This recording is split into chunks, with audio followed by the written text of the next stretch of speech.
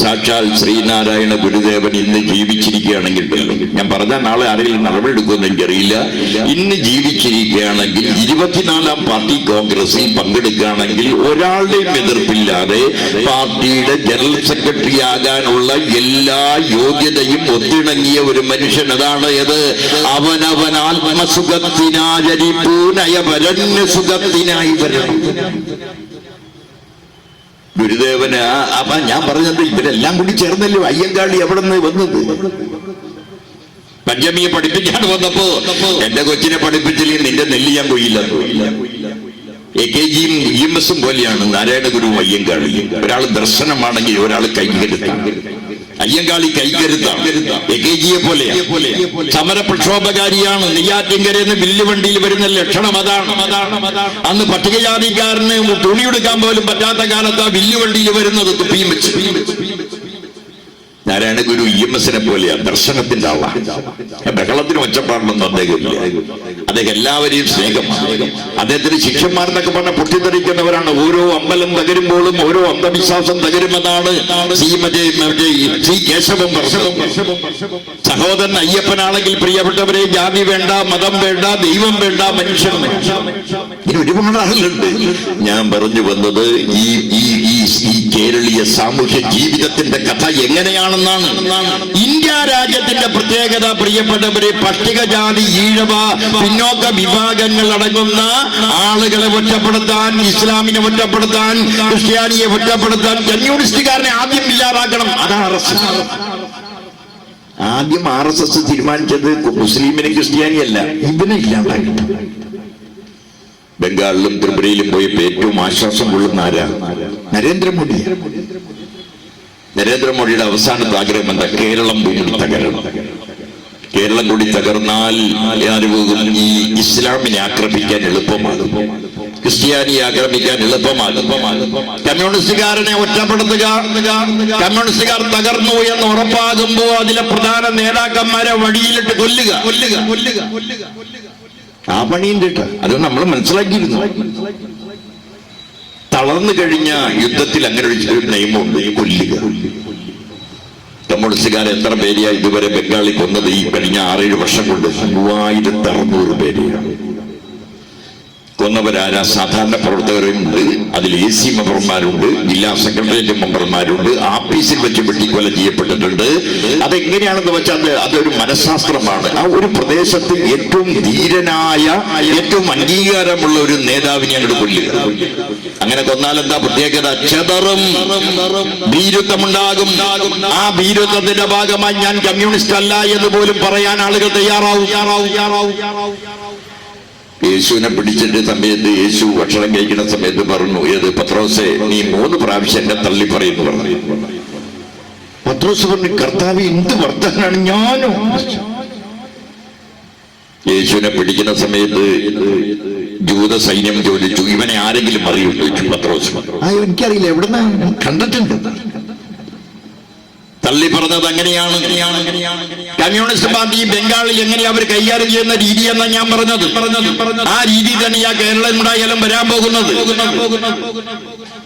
അപ്പൊ ആദ്യം communist party ഇല്ലാതാവാൻ ഞാൻ ചോദിക്കട്ടെ, ബംഗാളിലും ത്രിപുരയിലും ഗവൺമെന്റ് ഉണ്ടാക്കി നമ്മൾ ഇന്നിങ്ങനെ കഷ്ടപ്പെടും?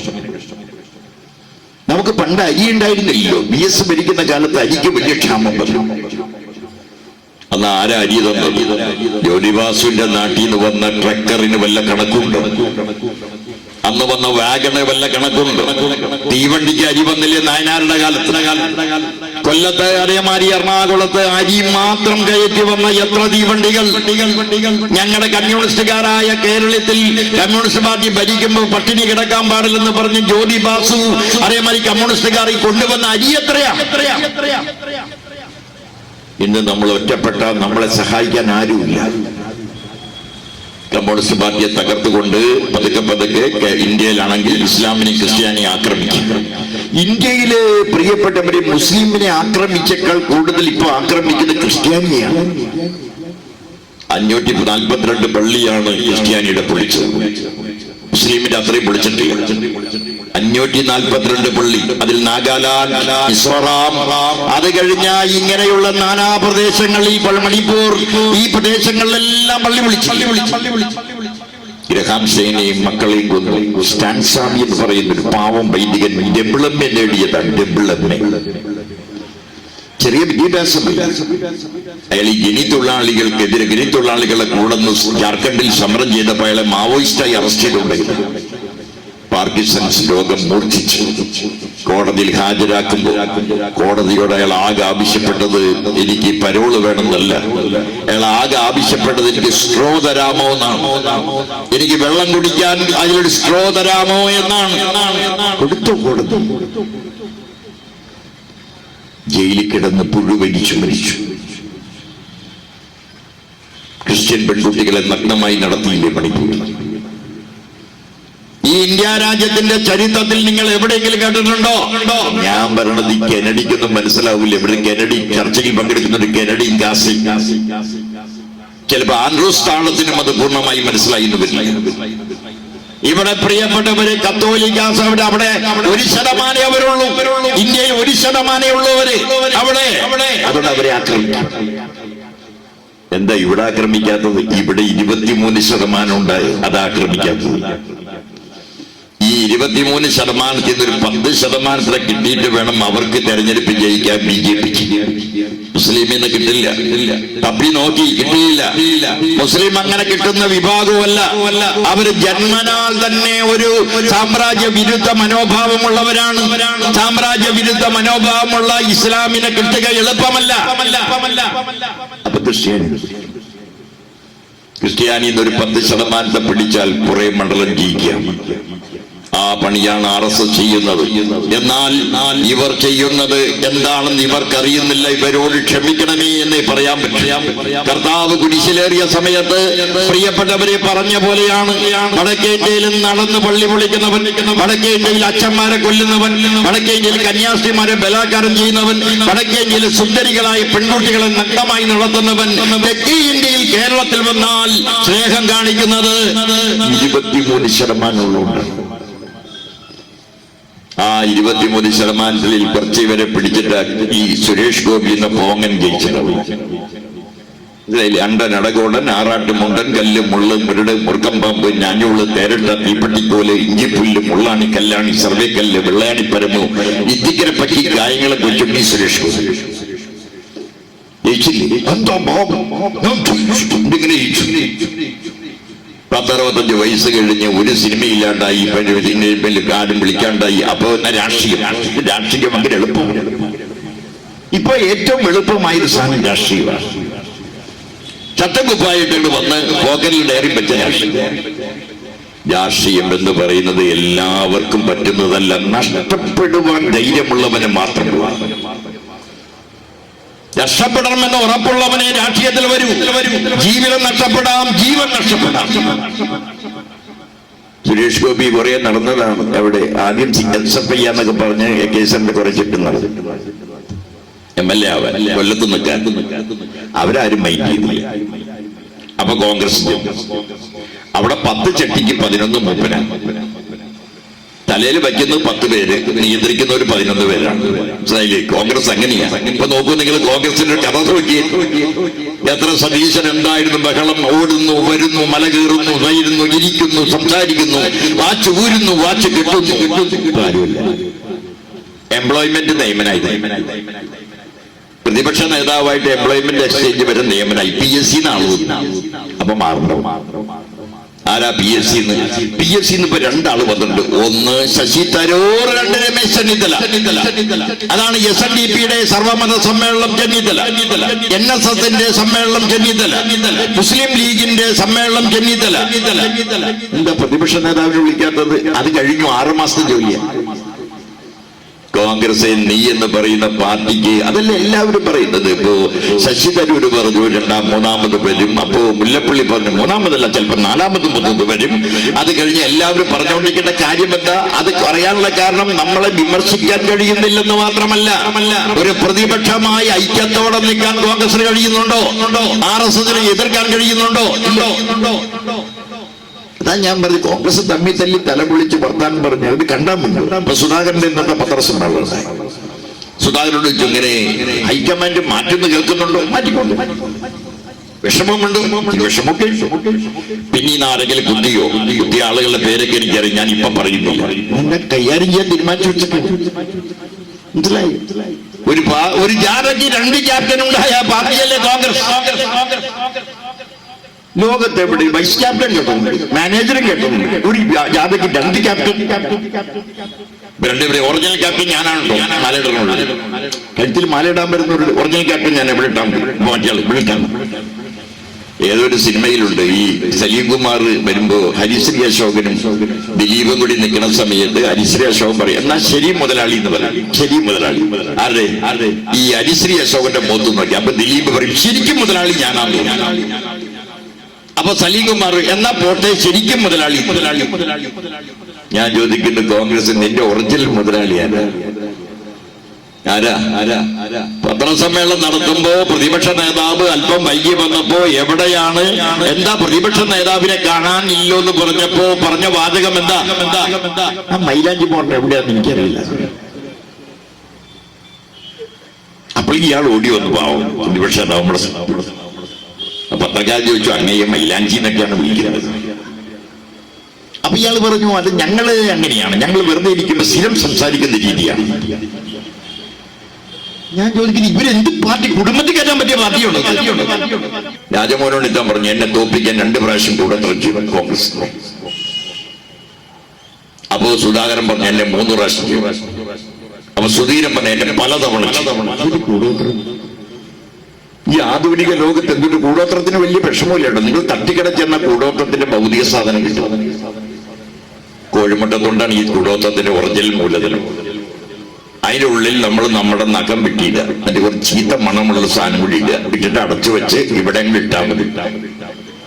നമ്മൾ ഒന്നും ചെയ്യണ്ട. നമ്മൾ മറ്റേ സിനിമയിൽ ഇന്നസെന്റ് നിൽക്കണ പോലെ നിന്നാ മതി. എടോ, ഈ ലോകത്തിന്റെ ചരിത്രം ഞാൻ ചോദിക്കണം. ഇപ്പോഴും ഈ കൂടോത്രം കൊണ്ട് നടക്കണ്ടല്ലോ കോൺഗ്രസ്. നിനക്ക് കൂടോത്രത്തിന്റെ അത്ര വിശ്വാസമാണ്, ഞാൻ ട്രംപിന്റെ തലയിൽ 4 ലഡ്. ട്രംപ് തെക്കൻ ഗാസയിലെ മുഴുവൻ ആളുകളെയും കൊല്ലണം. തെക്കൻ ഗാസയിലെ മുഴുവൻ മുസൽമാനെയും ജോർദാനിലേക്ക് മാറ്റണം. തെക്കൻ ഗാസ ടൂറിസ്റ്റ് കേന്ദ്രമാക്കണം. മുസൽമാനെ എവിടെ ആക്രമിച്ചാലും ഞാൻ പിന്തുടരാം. മെക്സിക്കോയിൽ ഞാൻ മതിൽ കെട്ടാം. അവന്റെ തലയിൽ പെട്ടാറുണ്ട്. അല്ലെങ്കിൽ ഇന്ത്യയിലേക്ക് അമൃതസറിലേക്ക് 3 തീവണ്ടികളായി ഇന്ത്യക്കാരെ കൊണ്ടുവന്ന് ചങ്ങലയിട്ട് കയ്യിലും കാലിലും ചങ്ങലിട്ട് ഇറക്കിയില്ല. നിങ്ങളൊന്ന് ആലോചിച്ച് നോക്കി, ഇന്ത്യയിലെ പട്ടികളെ ഇറക്കണ പോലെ ഇറക്കി. എത്ര പേർ? 406 പേർ. അമൃതസറിന്റെ പ്രത്യേകത എന്താ?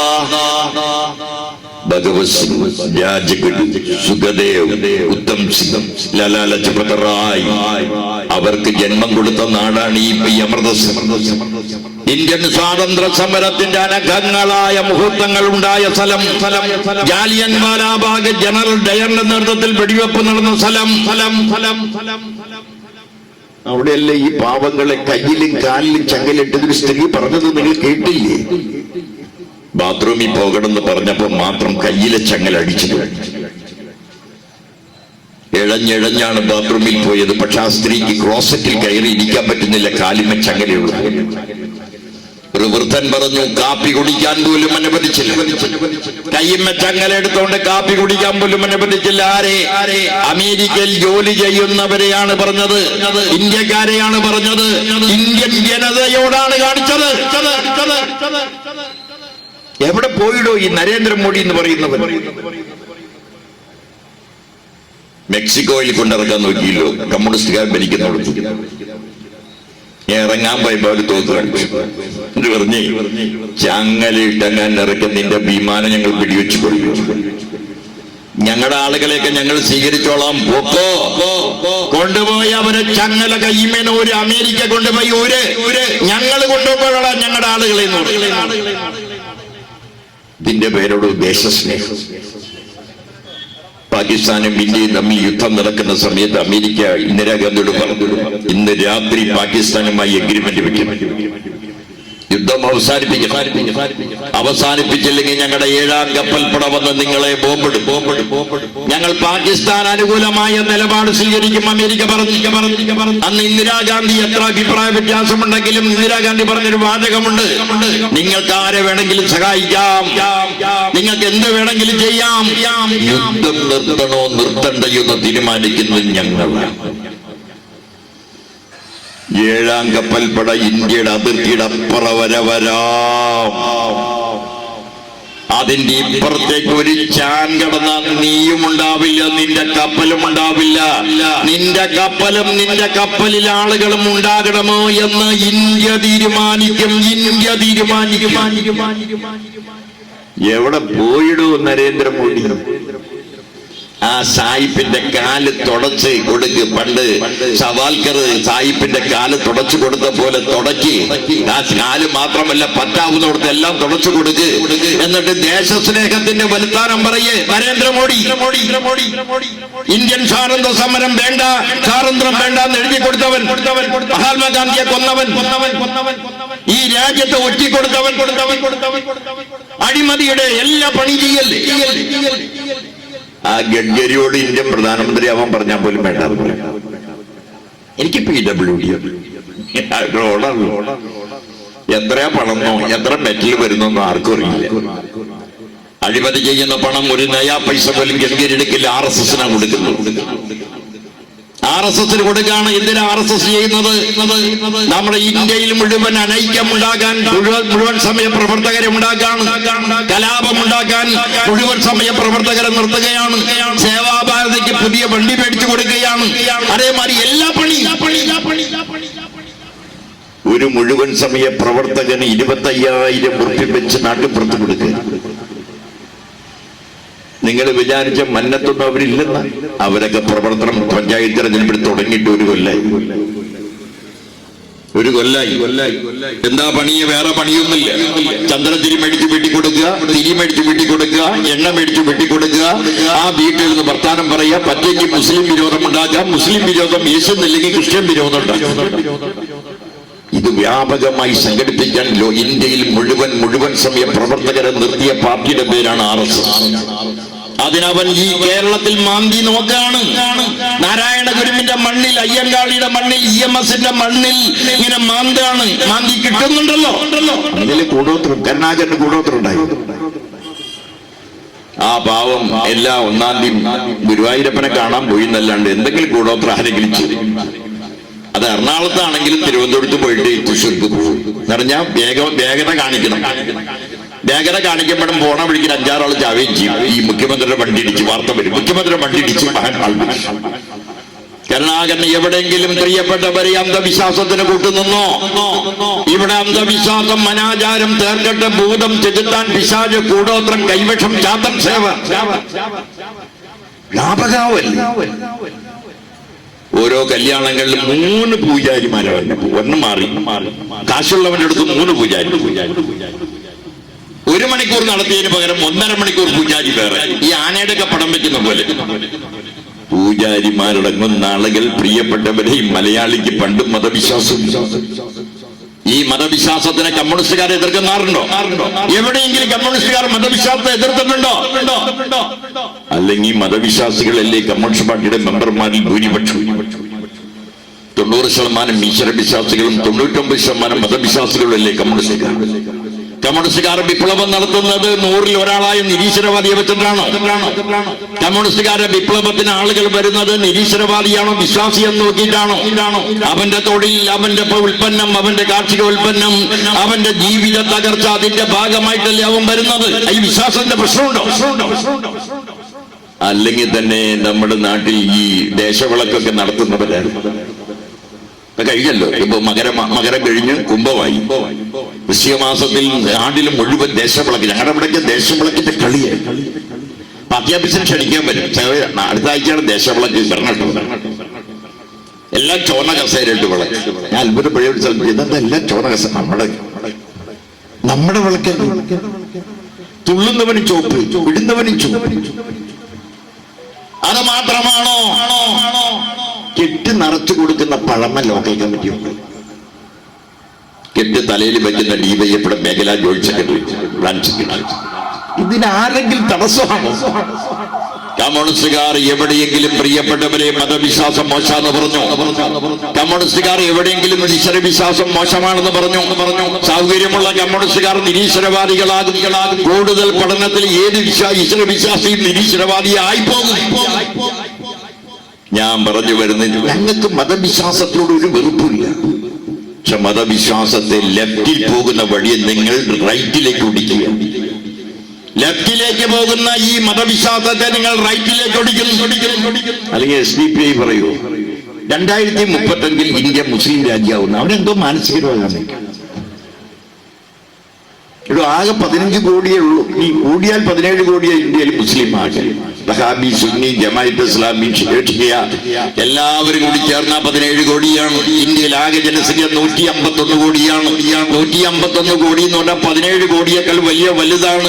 പക്ഷേ നീ ഈ RSSനെ പ്രകോപിപ്പിക്കാൻ പറയാണ് 2035 ഞങ്ങൾ വരും പറഞ്ഞാൽ ഞങ്ങൾ RSSന്റെ തീവ്രവാദത്തെയും SDPയുടെ തീവ്രവാദത്തെയും ചെറിയ തീവ്രവാദം, മൃദുല തീവ്രവാദം എന്നല്ല കാണുന്നത്. അധികാരമുള്ളവന്റെ തീവ്രവാദത്തിന് ശക്തിയുണ്ടെന്ന് ഞങ്ങൾക്കറിയാം. ഭൂരിപക്ഷമുള്ളവന്റെ തീവ്രവാദത്തിനും ശക്തിയുണ്ടെന്നറിയാം. RSS അധികാരമുള്ളവന്റെ തീവ്രവാദമാണ്. SDPI അധികാരമില്ലാത്തവന്റെ തീവ്രവാദമാണ്. പക്ഷെ പൊന്നു സൂചിയോട് കുത്തിയാൽ SDPI അടങ്ങുന്ന ആളുകൾ എല്ലാവരും ഞങ്ങളെല്ലാം ആക്രമിച്ചത്. 20 ആളെ കൊണ്ടുണ്ട് SDPI ഞങ്ങളെ. അഭിമന്യോടൊക്കെ 20 ആൾ. 216 ആളെ RSSകാർ കൊണ്ടത്. 216. 1047ഓളം വരുന്ന ആളുകളെ കോൺഗ്രസ് കൊണ്ടത്. ലീഗുകാർ കൊണ്ടുണ്ട് 10-20 ആളെ. ഞങ്ങളെ കൊല്ലാത്തവരാരുമില്ല.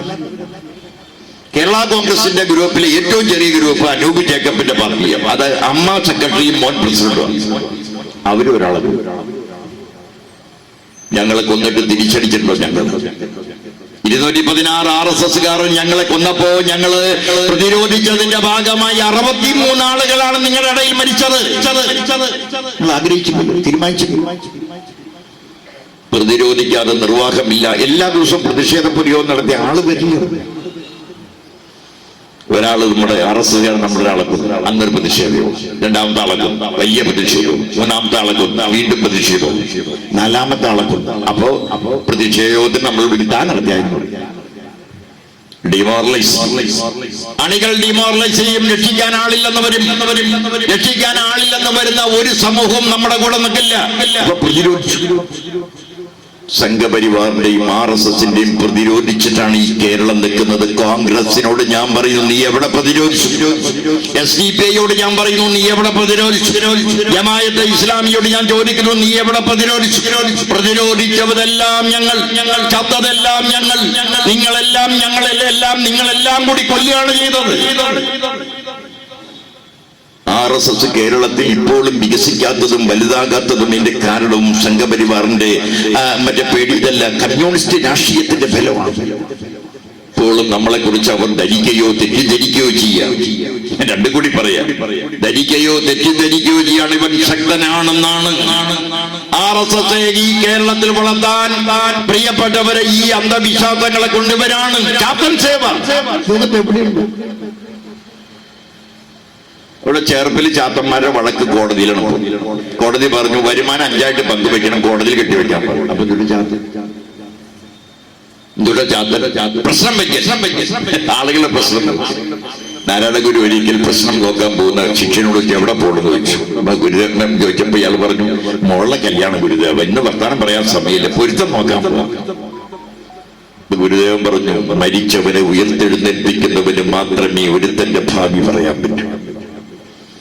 മനുഷ്യന് പറ്റില്ല, ദൈവത്തിന് മാത്രമേ പറ്റുന്നാണ് ഗുരുദേവൻ പറഞ്ഞത്. എത്ര ആളാ പ്രശ്നം. നിങ്ങൾ ആരെങ്കിലും 1-2 പേരൊക്കെ എന്റെ വീട്ടിൽ വന്നിട്ടുണ്ടോ? എന്റെ വീടിന്റെ ചുറ്റുവാശം എന്തോരം വണ്ടി അവിടെ വരുന്നത്, ബെൻസ്, കാർ, എല്ലാവരും അവന്റെ പ്രശ്നമാണ്.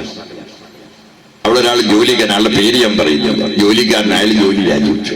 പ്രശ്നം പൂർണ്ണമായി പ്രശ്നത്തിലേക്ക് പ്രശ്നം ഞാൻ വിളിച്ചെന്തോ ജോലിക്ക് പുള്ളി എന്തുണ്ട് കൂടിയ ഒരു 30,000 അമ്മച്ചിത ഒരു ദിവസം 30,000. പൊട്ടന്മാരായ ആളുകൾ വരികയാണ്. എന്നിട്ടാണ് പ്രശ്നം വെക്കുകയാണ്. മുകളെ നോക്കണം, ചൊവ്വ ദോഷമുണ്ട്. ചൊവ്വ. അപ്പൊ തമിഴ്നാട്ടിൽ ചൊവ്വയില്ല, ആന്ധ്രയിൽ ചൊവ്വയില്ല, ഇവിടെ ചൊവ്വ. ശുദ്ധജാതകം കുഴപ്പം. ലോകത്ത് ശുദ്ധമാണ് ഏറ്റവും നല്ലത്, ഇത് ശുദ്ധജാതകം കുഴപ്പം. അതിലൊരു പ്രശ്നം വെക്കുന്ന ഒരാളുടെ അമ്മ കിണറിൽ കാല് വഴുതി വീണ് മരിച്ചു. അത് ഇയാൾ അറിഞ്ഞില്ല. പ്രശ്നം പറ്റിക്കൊണ്ടിരിക്കും, അതൊന്നും നോക്കാനില്ല. എടോ, അന്ധവിശ്വാസത്തിനും അനാചാരത്തിനും ഒരു പരിധിയുണ്ട്. ചാത്തന്മാർ എല്ലാവരും വീട്ടിലും ബെൻസുകാരുടെ ഇവിടുന്ന് ചാത്തന്മാര് കൊണ്ടുവന്നു. ചാത്തന്മാർ. ഞാൻ നാളെ അവിടെ ഒരു പൊതുയോഗത്തിന് എന്നപ്പോ ഒരു മനോജ് കുമാർ, പഴയ ഡിവൈഎഫിയുടെ ചേർപ്പ് ബ്ലോക്ക് ജോയിന്റ് സെക്രട്ടറി. അപ്പൊ ഞാൻ കുറെ കാലം രാഷ്ട്രീയ പ്രവർത്തനത്തിന്റെ ഇടയിലൊന്ന് മറ്റേ വാൽമീകത്തിലായി. അപ്പൊ ഞാൻ പ്രസംഗിക്കാൻ ചെന്ന സമയത്ത് അയാൾ പറഞ്ഞ ശരിയല്ലേ, അതേ ശരി, മുടിയൊക്കെ പോയില്ലോ. ആ മുടിയൊക്കെ പോയി, മുടി മാത്രമല്ല പലതും പോയി. ഒരു ചായ പഠിച്ചാലും ചായ തന്നു. അങ്ങനെ ഒരു സിഗരറ്റ് വേണമെന്നുണ്ട്, ഇടയ്ക്കൊക്കെ വേണം വലിക്കണം. സിഗരറ്റൊക്കെ തന്നോട്ട് ചോദിച്ചു, എങ്ങനെയുണ്ട്? ഞങ്ങൾക്ക് മനോജ് എന്ത് ചെയ്യുന്നു? നല്ല വിവരവും നല്ല MA ഒക്കെ പാസ്സായി നല്ല മിടുക്കം പയ്യനായിരുന്നു. ഇപ്പൊ ഞാനിപ്പോ ചാത്തന്മാരുടെ കൂടെയാണ്. ഞാൻ ചാത്തന്മാരുടെ കൂടെ ഒരു പണിയും കിട്ടില്ല. MA ഒക്കെ കഴിഞ്ഞെങ്കിൽ അന്ന് DYFI ആയിട്ട് നടന്ന് കുറച്ച് കഴിഞ്ഞു. ചാത്തന്മാരാന്ന് പറഞ്ഞതിന്റെ വിഷമിച്ചപ്പോ ഞാൻ ഡ്രൈവറായിട്ട് പോവാണ്. നല്ല ശമ്പളം കേട്ടോ. ശരി, ഇന്ന് അങ്ങനെ ആവട്ടെ എന്ന് പറഞ്ഞ് ഞാൻ പൊതുയോഗത്തിലേക്ക് ഇങ്ങനെ നടന്നു പോകുമ്പോ ഓടി വീണ്ടും എന്റെ അടുത്ത്. പിന്നെ അത്ര കളിയാക്കാനൊന്നും ഇല്ലാട്ടോ ചേട്ടാ. ചാത്തൻ വിചാരിച്ച് പലതും നടക്കും. ചേട്ടൻ എന്തെങ്കിലും സ്വകാര്യമായി പറയാനുണ്ടെങ്കിൽ പറഞ്ഞാൽ ഞാൻ അറേഞ്ച് ചെയ്ത് തരാം. ചാത്തൻ. ഞാൻ നോക്കിയപ്പോ ലോട്ടറി ആണെങ്കിൽ മാക്സിമം 5000 വരെ കിട്ടുള്ളൂ. 46-93. അപ്പൊ ഞാൻ പറഞ്ഞു, നമുക്ക് കമ്മ്യൂണിസ്റ്റുകാർ അല്ലെങ്കിൽ രാഷ്ട്രീയക്കാർക്ക് പറയാം. ഞാൻ പറഞ്ഞു, ഏതായാലും സെൻട്രൽ കമ്മിറ്റിയിൽ മാക്കി തരാൻ പോകുന്നു. ചാത്തൻ. എടോ, ഏത് ലോകത്താണ് നമ്മൾ ജീവിക്കുന്നത്? ചൊവ്വാദോഷം. ഏതെങ്കിലും പെൺകുട്ടിക്ക് ചൊവ്വാദോഷം. എല്ലാ തരത്തിലുള്ള പുരുഷ മേധാവിത്വത്തിന്റെ പണിയാണ് ഞാൻ പറയുന്നത്. പെൺകുട്ടികളെല്ലാം ഭർത്താവിന്റെ പേരിൽ അറിയും. ഇതാണെങ്കിൽ പെണ്ണിന്റെ ഭാര്യയുടെ പേരിൽ അറിയാത്ത പെൺകുട്ടികളെല്ലാം ഭർത്താവിന്റെ അല്ലെങ്കിൽ അച്ഛന്റെ അല്ലെങ്കിൽ മക്കളുടെ. അതൊക്കെ മാറ്റേണ്ട കാലമായി. ഭർത്താവിന്റെ പേരൊക്കെ ഞാൻ പെൺകുട്ടിയോട് പറയും, അതൊക്കെ ഉപേക്ഷിച്ച് ഭർത്താവ് ഒരു പൗരനാണ്, ഭാര്യയും 2 പേഴ്സണാലിറ്റിയാണ്. ഒരു പേഴ്സണാലിറ്റിയേക്കാൾ വലിയ പേഴ്സണാലിറ്റി അല്ല മറ്റത്. ആണിനല്ല പകരം പെണ്ണിനാണ് പ്രധാനം. ഇവിടെ അന്ധവിശ്വാസങ്ങളും അനാചാരങ്ങളും എല്ലാം ആരെയാണ് സഹായിക്കണമെന്നറിയോ? RSS. അവന് സൗകര്യമായി 4 അമ്പലം. തെറ്റൊന്നല്ല, എല്ലാ അമ്പലത്തിലും പോകും. പക്ഷെ ശ്രീരാമൻ ജനിച്ചിട്ട് 25 കൊല്ലല്ലായി. ലക്ഷ്മണൻ ജനിച്ചിട്ട് 20 കൊല്ലല്ല. ശത്രുഘ്നൻ ജനിച്ചിട്ടുമല്ല. ഇപ്പോ നിങ്ങൾക്ക് 4 അമ്പലത്തിൽ പോകാം. പക്ഷേ 4 അമ്പലത്തിൽ കൊണ്ടുപോകുമ്പോ RSSന്റെ പടം വെക്കണം എന്തിനാ? RSSന്റെ കൊടി വെക്കണം എന്തിനാ? RSSന്റെ ഭാഗങ്ങൾ സിനിമ വെക്കണം എന്തിനാ? അപ്പോ പതുക്കെ ഇന്ത്യയിൽ നടത്തിയ കലാപത്തെ കേരളത്തിൽ കൊണ്ടുവരാൻ നടത്തി. അതിലൊരു വിജയം സുരേഷ് ഗോപിക്കുണ്ടായി. ഒന്നല്ല, 2-3 വട്ടത്തില്ല. ഒന്ന്, മഠത്തിൽ വരവിനെ തടയലായി. എല്ലാ തരത്തിലും വെടിക്കെട്ട് നടത്തില്ലെന്നായി. ഇതെല്ലാം വെളുപ്പംകാലത്ത് നടക്കുമ്പോ ഒരാളും അറിയുന്നില്ല. ആകെ അറിയുന്നത് സുരേഷ് ഗോപിയും വത്സത്തില്ലങ്കേരിയും മാത്രം. അവിടെ ഉണ്ടായിരുന്ന പ്രിയപ്പെട്ടവരെ, അവിടുത്തെ മത്സരിച്ചിരുന്ന സുനിൽകുമാറിന് മനസ്സിലാവുന്നില്ല. തൊട്ട് 15 കിലോമീറ്റർ അകലെ രാധാകൃഷ്ണനുണ്ട്, ഇപ്പൊ MP ആയ. ആ രാധാകൃഷ്ണൻ അറിയുന്നില്ല. അവിടെ രാജനുണ്ട് ഒല്ലൂരിൽ, അറിയുന്നില്ല. എങ്ങനെയാണ് വത്സത്തില്ലങ്കേരി? തിരുവമ്പാടി ദേവസ്വം പ്രസിഡന്റ് എങ്ങനെ അറിഞ്ഞു? എങ്ങനെയാണ് ആംബുലൻസ് ഉണ്ടായത്? ആംബുലൻസ് വണ്ടിയിൽ സുരേഷ് ഗോപി മരിച്ചാളെ പോലെ കിടന്ന് എങ്ങനെയാണ് അവിടെ എത്തിയത്? എന്തായിരുന്നു നിങ്ങളുടെ പ്ലാൻ? നിങ്ങളെ പൂരത്തിന് തകർക്കാനായിരുന്നു. ദശലക്ഷക്കണക്കിന് ആളുകളുള്ള പൂരത്തിലേക്ക് കലാപം അടിച്ചുവിടാനായിരുന്നു. ആയിരക്കണക്കിന് ആളുകൾ മരിക്കാൻ വേണ്ടിയായിരുന്നു.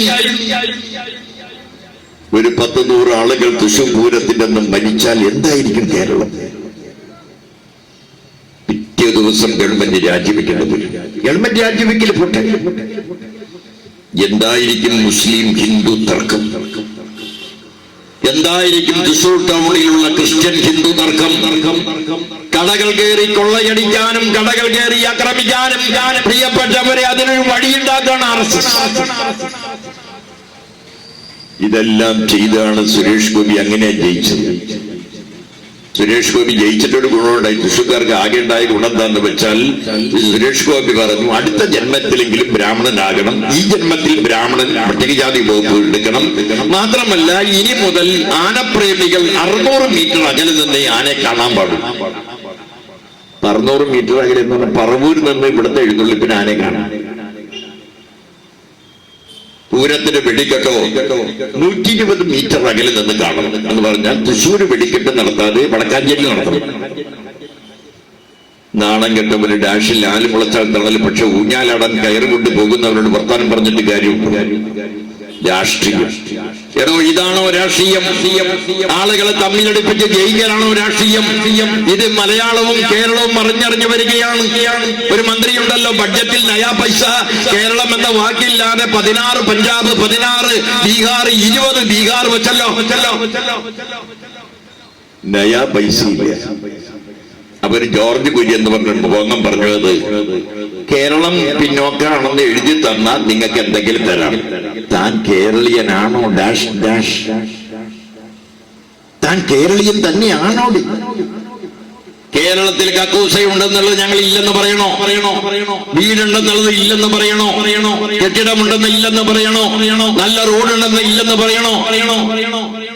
പറഞ്ഞാൽ തരാം. അപ്പൊ സുരേഷ് ഗോപി കിട്ടണതൊക്കെ കിട്ടും, എനിക്കെന്ത് ചെയ്യാൻ പറ്റും? രണ്ടിനെ കൊണ്ട് യാതൊരു ഗുണമില്ല. പണ്ട് ഞങ്ങളുടെ നാട്ടിൽ മയ്യാരിക്കാർക്ക് മക്കളുണ്ടായത് പോലെ പറയും, ഒരു ഗുണമില്ല, മയ്യത്തരച്ച് പറ്റാൻ ഒരു ഭരണത്തിനെ കാണില്ല. ഇവിടെ ഞാൻ ചോദിക്കുന്നു, ഈ 2 മന്ത്രിമാരെ കൊണ്ട് എന്ത് മെച്ചം? ഞാൻ ചോദിക്കട്ടെ, സോവിയറ്റ് യൂണിയൻ ഉണ്ടാക്കി സദാം ഹുസൈനെ തൊടുവോ? സോവിയറ്റ് യൂണിയൻ ഉണ്ടായിരുന്നെങ്കിൽ പാലസ്തീനിലെ ഏതെങ്കിലും ഒരു മുസ്ലിം അറബിയെ തൊടുവോ? അതില്ലാതായതാണ് ഇവന്റെ അമേരിക്കയുടെ ധൈര്യം, ഇസ്രായേലിന്റെ ധൈര്യം.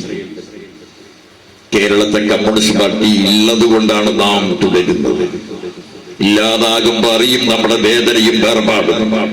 അന്ന് വരും മതഭ്രാന്ത്, അന്ന് കഴുത്തറക്കൽ വരും, അന്ന് RSSകാരൻ പ്രിയപ്പെട്ടവരെ നമ്മുടെ നാട്ടിൽ നിറഞ്ഞാടും. അവനെന്തും ചെയ്യും.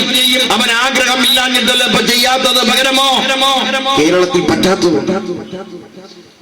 അതുകൊണ്ട് പവിത്രനെ പോലെ ഒരു സഖാബിന്റെ ഓർമ്മ പുതുക്കുന്നത് എങ്ങനെയാവണം? പവിത്രനെ പോലെ ഒരു സഖാബിന്റെ ഓർമ്മ പുതുക്കൽ എന്ന് പറയുന്നത് പൂർണ്ണമായും കമ്മ്യൂണിസ്റ്റ് രാഷ്ട്രീയത്തിനെ ശക്തിപ്പെടുത്താനാണ്. കമ്മ്യൂണിസ്റ്റ് പാർട്ടി എന്ന് പറയുന്ന പാർട്ടി ഇല്ലെങ്കിൽ എന്താകും? ഈ പറവൂരിന്റെ നാഡീനാളങ്ങളിലെല്ലാം ഉള്ള പാർട്ടി, ജീവനും ജീവിതവും എല്ലാം വിറഞ്ഞുടച്ച മഹാരഥന്മാരുടെ പിന്നാലെ വന്ന പാർട്ടി. ആ പാർട്ടിയിൽ ഒരു പാവപ്പെട്ട വീട്ടിൽ 2-3 പെങ്ങന്മാരും ജ്യേഷ്ഠന്മാരും ആയിട്ട് ജീവിച്ച് കൊച്ചുനാളിൽ തന്നെ ഈ പാർട്ടിയുമായി ബന്ധപ്പെട്ട് അതിന്റെ DYFI SFI ഒക്കെ ആയിട്ട് വന്ന് പിന്നെ ഈ പറവൂരിന്റെ പ്രാന്ത പ്രദേശങ്ങളിലും എല്ലാം ഓടി നടക്കുന്ന ഒരു പയ്യൻ. ഏത് പ്രശ്നങ്ങളിലും പവിത്രനുണ്ടാകും, ഏത് വിഷയം വിളിച്ചാലും പവിത്രനുണ്ടാകും. ആ പവിത്രന്മാരുടെ നാളുകളിൽ അവരുടെ യൗവനവും കൗമാരവും ബാല്യവും എല്ലാം ചെലവഴിച്ചത് ഈ ചുവന്ന കൊടിക്ക് വേണ്ടിയാണ്. ഈ ചുവന്ന കൊടിയുടെ ബലം ഉണ്ടാക്കാനാണ്, ഈ ചുവന്ന കൊടിയുടെ ബലം ശക്തിപ്പെടുത്താൻ വേണ്ടിയാണ് നമ്മളും നമ്മുടെ ജീവിക്കുന്നത്. ആ ജീവിതം സാർത്ഥകമാക്കാൻ, ആ ജീവിതത്തിൽ എന്നെങ്കിലും നമ്മളെ മാടി വിളിക്കുന്ന മരണത്തിന്റെ മുമ്പിൽ നമുക്ക് പറയേണ്ടതുണ്ട്, എന്ത്? ഞാൻ എന്റെ ജീവിതകാലത്ത് നിഷ്കളങ്കനായി, എന്റെ ജീവിതകാലത്ത് നിസ്വാർത്ഥനായി, എന്റെ ജീവിതകാലത്ത് ഒന്നിന്റെയും പുറകെ നടക്കാതെ ഒരു ലാഭേച്ഛയും ഇല്ലാതെയാണ് ഞാൻ നടന്നത്. മരണമേ, നീ എന്നെ കീഴടക്കുമ്പോൾ ഞാൻ ആസ്വദിച്ചാണ് മരിക്കാൻ പോകുന്നത്. എങ്ങനെ? ഞാൻ എന്റെ ജീവിതകാലം മുഴുവൻ സ്പർശിച്ചതും തൊട്ടതും നന്നതും വന്നതും പോയതും എല്ലാം പ്രിയപ്പെട്ടവരെ മഹത്തായ ഈ ചെമ്പതാക വളരാൻ, വികസിക്കാൻ, ഉയരപ്പൊങ്ങാൻ, അതിന്റെ നിറം കെടാതിരിക്കാൻ വേണ്ടിയുള്ള പോരാട്ടത്തിലാണ്. അത്തരം ഒരു മഹത്തായ പതാകയുടെ വിജയോന്മാദമായ വളർച്ചയുടെയും വികാസത്തിന്റെയും ഇടയിൽ പവിത്രനെ പോലെയുള്ള ഒരുപാട് ആളുകളുടെ ജീവൻ നഷ്ടപ്പെട്ടിട്ടുണ്ട്. ആ ഓർമ്മകൾ വർത്തമാനകാല പോരാട്ടങ്ങൾക്ക് നിങ്ങൾക്ക് സഹായകരമാകട്ടെ എന്ന് ഞാൻ പറയാം. സത്യത്തിനൊത്തോരു വേറൊരു തപമില്ല പോൽ, ആത്മശാന്തി പോൽ വേറൊരു ബന്ധുവില്ല പോലെന്ന് മസൂരന്മാരുടെ കവിതയുണ്ട്. സത്യത്തിനൊന്നും ഒരു തപമില്ല പോൽ. സത്യമാണ് പ്രധാനം, ധർമ്മമാണ് പ്രധാനം. സത്യവും ധർമ്മവുമാണ് പ്രിയപ്പെട്ടവരെ കമ്മ്യൂണിസ്റ്റുകാരുടെ ആയുധം എന്ന് പറയുന്നത്. അത് ബ്രഹ്മാസ്ത്രങ്ങളാണ്. അത്തരം ഒരു ധാർമ്മികതയുടെ, സത്യസന്ധതയുടെ, പരോപകാരാർത്ഥഹിത ശരീരത്തിന്റെ പോരാട്ട വീതികളിൽ പവിത്രനെ പോലെ ആളുകൾ നടത്തിയ സംഭാവനകളെ എല്ലാ തരത്തിലും മുക്തകണ്ഠമായി പ്രശംസിച്ചുകൊണ്ട്, അത് മനസ്സിലാക്കിക്കൊണ്ട്, ഓർമ്മിച്ചുകൊണ്ട് എന്റെ വാക്കുകൾ കേട്ടവരോടെല്ലാം നന്ദി പ്രകാശിപ്പിച്ചുകൊണ്ട്